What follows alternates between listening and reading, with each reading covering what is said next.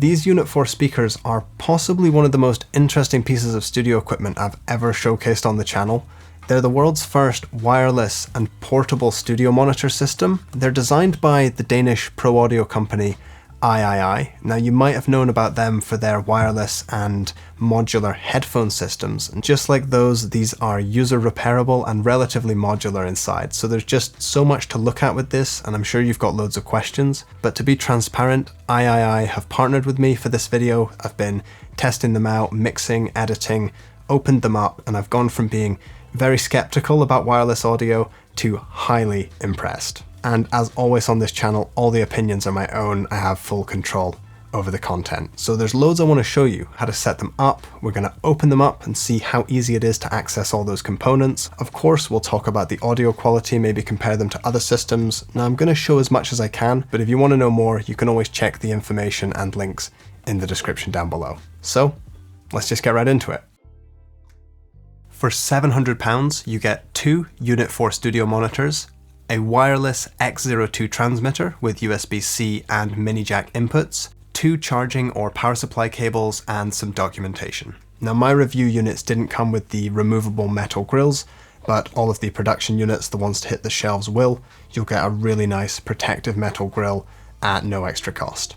The units turn on from the top, and you can see the LED ring shows you both the charge level, the charge status, and also the volume as you turn them up and down, just like this. The brightness can be controlled on the UNIT-4 app and also turned off entirely on the monitors. And you can also use the app to select preset sound profiles or customize a 5-band EQ to really dial in the sound of the speakers. They also accept just about any audio connection, including balanced cables, but I'll run you down the different ways to get sound into them. My preference is their wireless plus transmitter. You just plug this into your laptop or tablet and it pairs up automatically. And the quality is full lossless audio, so that's 16-bit, 44.1 kilohertz wirelessly, which is just absolutely mind-blowing. It's only 16 milliseconds of latency, which is incredibly fast for wireless tech. So I did some tests. I was finger drumming, trying to see if I could discern any latency, and it just felt absolutely instant to me. I couldn't feel a difference between plugging them in with the cables and using their X02 transmitter. There's also a Bluetooth connection mode, which might be really convenient for referencing, but of course it's going to have a lot more latency than their own transmitter.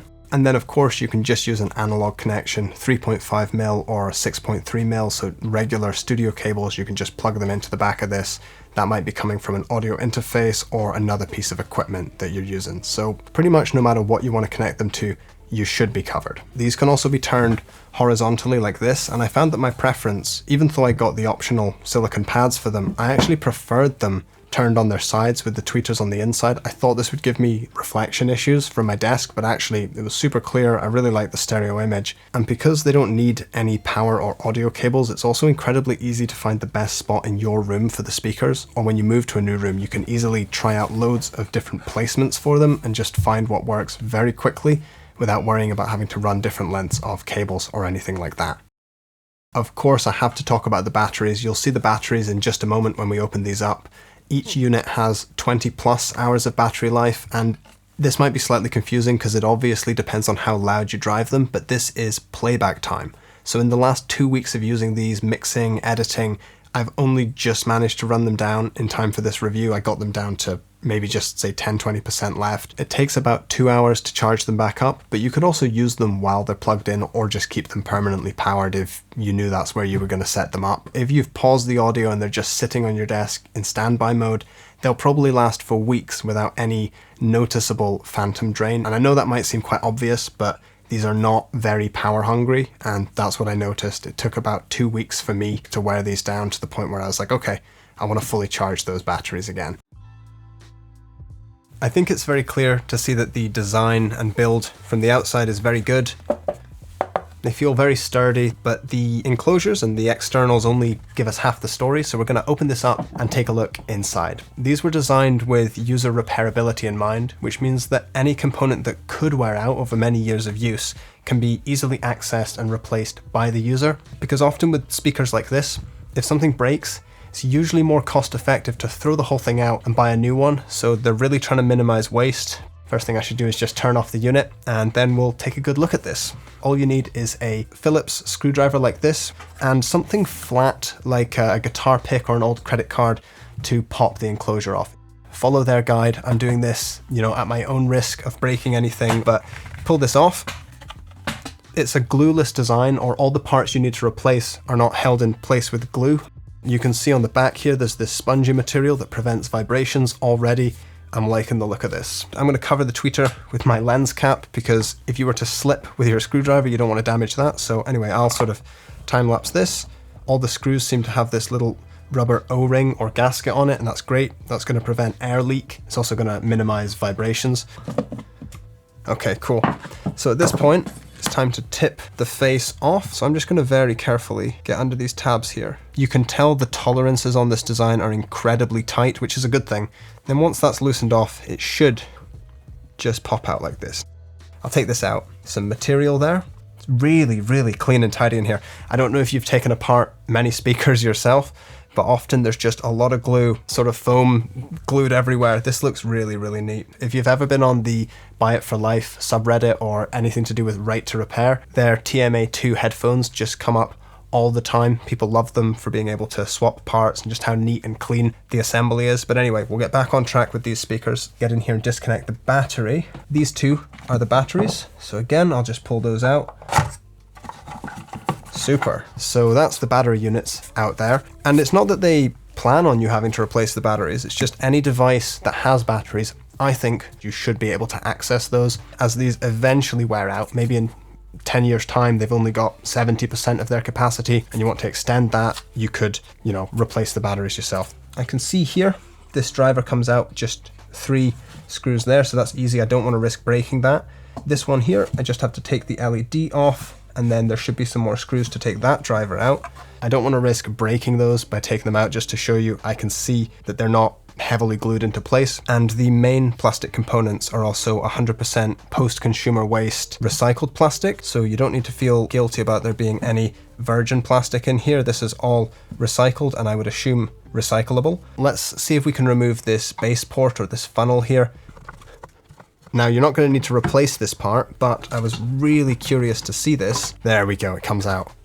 Wow, so this is the base port, or the sort of funnel tubing for it. It extends the range of the speaker into that sub-bass region, and I was really curious to have a look at it because most base ported systems, at least in my view, sort of just throw out a load of air, and you can actually hear sort of breathing or choking as it forces air out. On these, it could be because they're facing away and down, but when they're working, you don't hear a rush of air flowing out of the back of the speakers. It just feels like a nice low-end reinforcement. Overall, I'd just say it's a really elegant use of space. The enclosure, I think, is only 3 liters in volume, and it's clear that they designed them with a lot of care and purpose. So now I just need to throw all of this back together.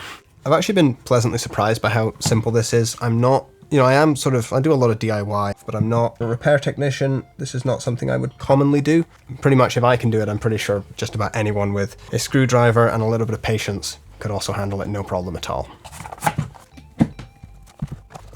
It's just nice knowing that I've got a device that I have a little bit of control over, because almost all the other tech I own, I know that when it breaks, that's pretty much my time with that device spent. That one. That's them all done. So that's that. Now, I guess, moment of truth. Oh, good. That took too long. Okay, good. It's clear that everything in there is made with very tight tolerances. Nothing's rattling or working its way loose, so I would have no problem traveling with these with their protective grills, just throwing them in a carry case. And after all of that, I forgot to put that back in. Oh man, that's the pressure of being on camera, okay? So I'm going to take all of this apart, put those back in, and then I'll see you at the next bit of the video. So I knew something like that was going to happen. Let's talk about how these actually sound, and there's a little bit to this. First, we'll talk about volume. So at low and medium volumes, they sound very accurate and they're very fun monitors, and you can turn them up probably louder than you'd ever need to use them. So if you were performing outside or in a very large room, they have an enormous amount of headroom. And this means that at those sort of medium listening volumes, the levels you're mostly going to be producing and mixing at, they don't feel like they're at their upper limit of performance. So going into a little bit more detail, The woofers are probably a little bit smaller than you'd expect. They're 4 inches, and many of you would probably be thinking maybe 5, 6, 7 inches as a good starting point for studio monitors. But these have a very high excursion. I've got some clips here that show you that the speakers move in and out a lot, and that combined with a very clever bass reflex system or bass porting means that they have a really nice low-end sound, and not just a good amount of bass, but a lot of definition. So if you're mixing or you're producing and you're making those fine adjustments to the low end, you can very clearly hear which notes are being adjusted. So the only thing these can't deliver is that extreme sub-frequency. If you want that, pretty much any system is going to need a dedicated subwoofer, a lot more acoustic treatment and absorption, and there's an awful lot more to it than just trying to boost the bass at the bottom. So really impressed with these. The crossover between the woofer and the tweeter is at 3K, which means everything below 3K is handled by the woofer, everything above by that silk dome tweeter there. Now, I didn't notice any blind spot or phasiness in that crossover.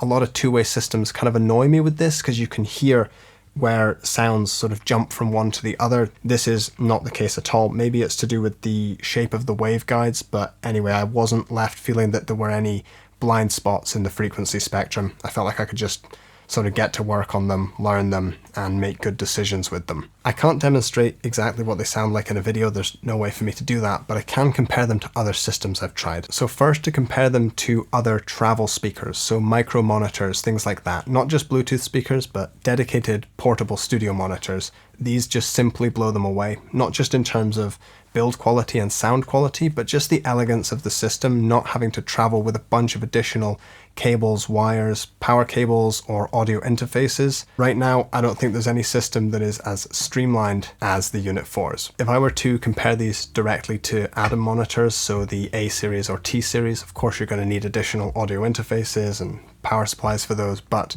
these would have a much stronger bass. The Atoms have quite a tight bass, but there's not a whole lot of it. You usually need to reinforce them, and the Atoms would probably have a little bit of a brighter treble right out of the box. If you tune these with the EQ and you set them up right, you could probably get quite a similar sound, but you're still going to get a lot more low end out of these. If I were to compare them to KRK systems that I've used extensively, I really like how clean the bass is in these compared to those. The mid bass on KRK systems lacks a little bit of definition, and I find that the mids and treble sound quite compressed, whereas on these ones, again, they sound quite open. I'm not sure if that's necessarily to do with the waveguide or the quality of that tweeter, but these ones just sound a lot more open, and compared to the Yamaha HS series, these are just going to sound an awful lot more focused. I've never been that happy with the crossovers on those. I just felt that they lacked a little bit of definition. To get a system that would give you noticeably more performance, now it wouldn't be portable at all, I'd say you'd have to probably spend about £800 or £900 and get dedicated monitors, so that doesn't include the price of the interface.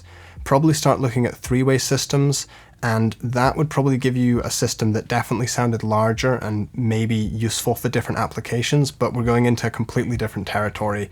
They wouldn't be portable, they wouldn't be wireless. My initial impression of these was that they'd be a little bit limited and sound smaller than some of those other 5, 6, 7 inch units, but it's just completely not the case.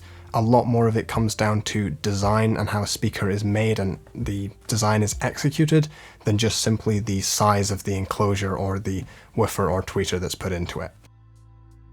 With these being quite different, there is a good question of like, who are these actually for? Firstly, when I started producing and mixing, I was shocked that I had to get an audio interface, all these cables, big heavy speakers, just to get a sound that was kind of lackluster and left me chained to my desk. And when I set them up for the first time, I remember looking at them and thinking that they were just sort of like such a no-brainer for people that don't need a whole studio and tons of equipment. Maybe you're not doing loads of recording, you just want to reference your music, mix it, produce, and have a lot of fun with the system, and maybe be able to take it on the road with you. I remember just seeing it and just thinking like, why didn't this exist before? And the truth is, it's probably just because battery technology and wireless tech wasn't good enough, but it's good that it's finally matured into a system that can kind of actually pull it off properly and make it work. So for any new or experienced producer that's looking for a really clean setup, of course, again, this is a no-brainer for traveling. So any producers or DJs who want to travel with their music or potentially gigging or anywhere where you need just a little bit more amplification, this would make perfect sense, especially if you were traveling to writing camps or anything like that. Not having to pack up your interface, all your cables, all your power supplies, just being able to chuck these in a case and go. again, that makes a whole lot of sense to me. So to summarize my experiences, obviously I feel really impressed by them and I like them. I think that they're a mature system. I think that the sort of battery life and the wireless technology is mature enough for this system to make sense for a lot of people. I'm certainly going to keep using them as reference monitors on my desk. I want to keep trying them out. So if you have any questions or queries about them, please leave a comment down below or feel free to reach out to me on Instagram or Discord. If you want to know more about the system, please do check the links that I've left in the description below this video, and I'll see you in the next video. Bye for now.